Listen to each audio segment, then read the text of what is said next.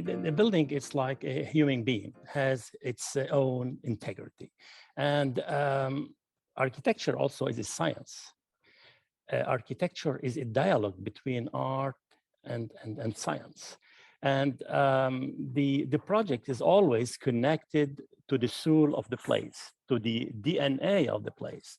And sometimes the site itself will suggest some material. The material will come naturally from the site. The site will tell you in order to achieve some urban, to find some urban unity or urban integration, the material will come itself.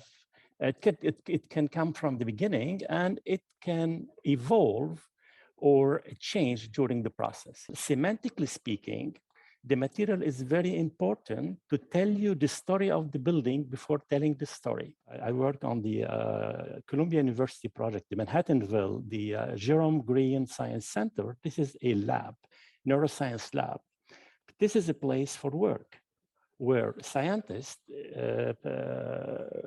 spend a lot of time working, and we pay attention to take advantage from the daylight. They can use the daylight, and this is a very important factor, is an ergonomics factor.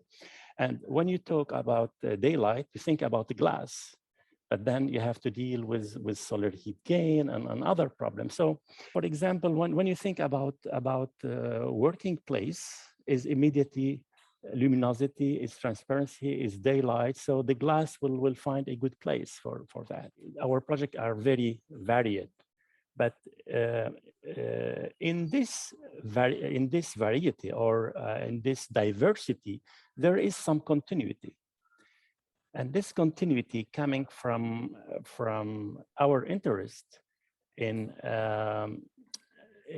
expressing the architecture as an expression of lightness, luminosity, and also transparency.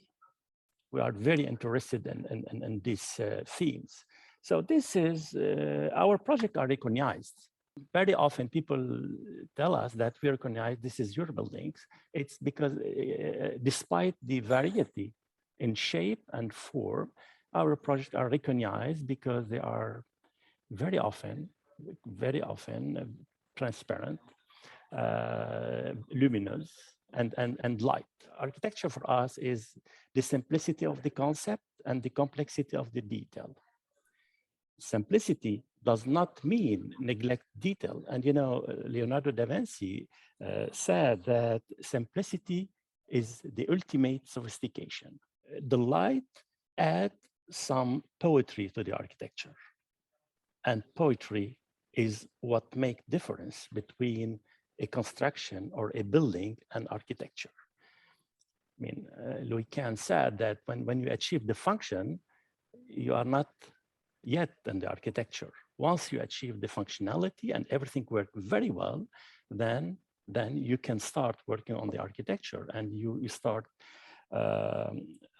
realizing the architecture when you add the poetry. The poetry make building singing. You know, when the buildings start to sing, you start to talk about architecture. And I would like to mention what Paul Valéry, the French philosopher, said about building that sings. He said, when you walk in the city, sometimes you find some buildings that are completely dumb. Others speak to you. And very, very often, very, very rare, some building will be singing. So when the buildings start to sing, we are in architecture.